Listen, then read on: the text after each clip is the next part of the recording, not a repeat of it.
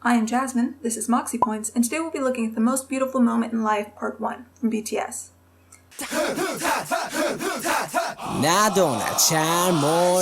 BTS is a 7-member group from Big Hit Entertainment that debuted in 2013. They've been on a steady promotion schedule ever since their debut, with multiple albums which feature their particular brand of hip-hop tinged pop music.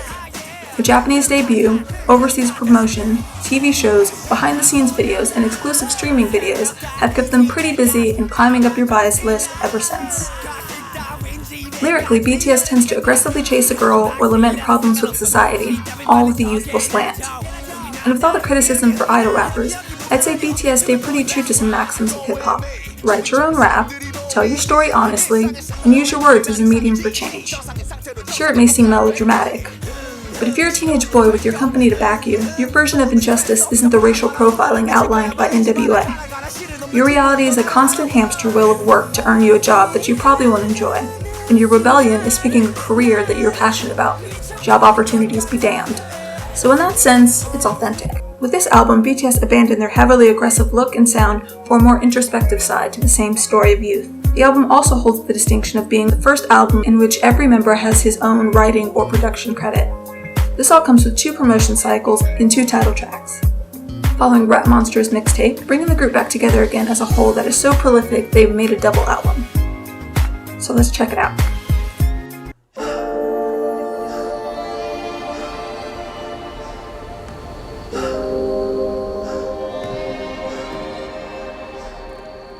In a bit of a BTS tradition, this album has a rap intro and a vocal outro. For this album, shooting hoops becomes a life crisis as Suga contemplates his future.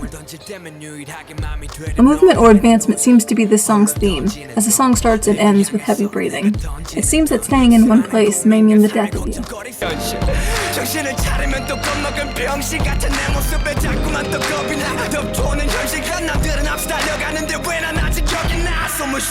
We all have to move on at one point, and Suga addresses this moment between the fear of advancement and complacency well.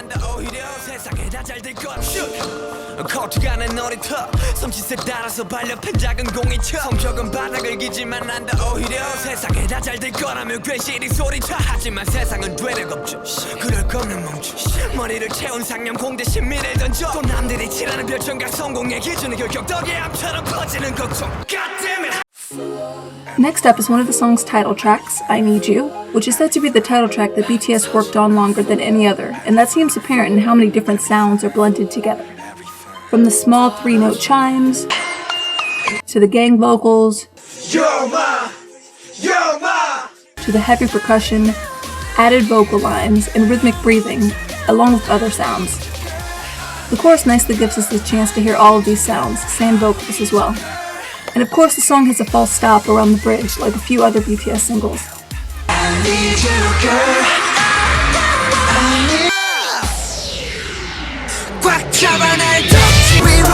Everybody say no. Everybody say no. And as usual, it is nicely done. In the verses, Suga wants to forget the girl. J-Hope blames her for her cruelty,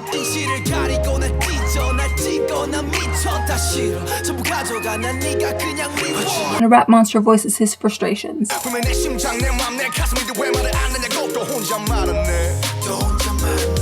And the last lines of the rap verse sync perfectly with the vocal lines that follow.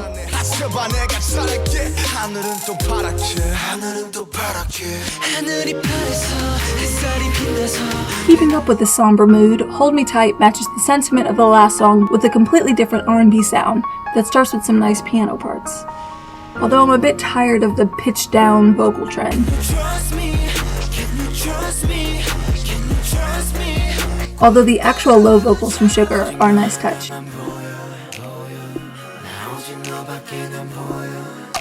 The song is another plea, this time for her to hug him. This track makes no mention of the girl's viciousness like the last track, but is only full of compliments. The only slightly harsh element in the song is Suga's verse, which is mixed perfectly.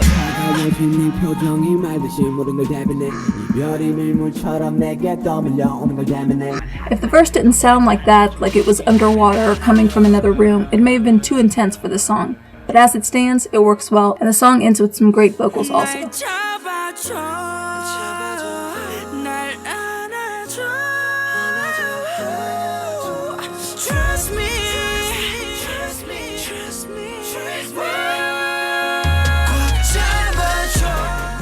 next track is a skit about the boys' expectation for the album. It is just the year of Jara.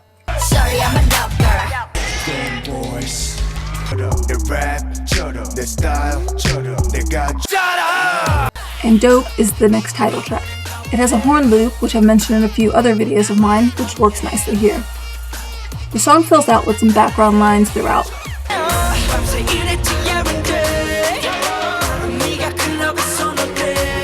Lyrically, the boys don't seem to regret working their youth away on their music.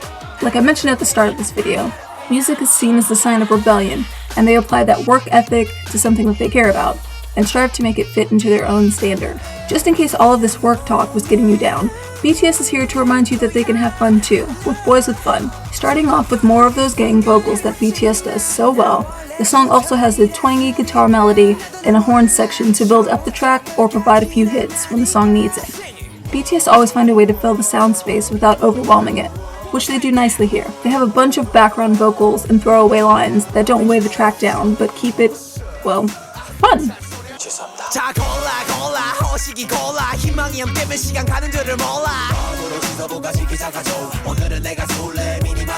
In the song, they identify themselves as mood makers. In the last track, they might have mentioned working in the studio while everyone else is at the club. That's because, as anyone else who's seen footage of BTS offstage will tell you, BTS don't need a club. They bring the club atmosphere to wherever they are. Just give them the music. Or not. A much simpler production awaits the next song, Converse High, with the track only being comprised of a few elements, and those elements get stripped down even further during the bridge. The song is built around praising a girl's style and footwear based on a preference Rapmon has voiced plenty of times before. But I do love how Sugar's not willing to play along, not even just for one track. Converse, I really hate Converse. But hey, I'm not biased. Move returns to a more hip-hop driven sound, utilizing samples. The lyrics match the concept of the lonely passage of time and change. It talks about the beauty and sadness of having to move on, but moving on to something better.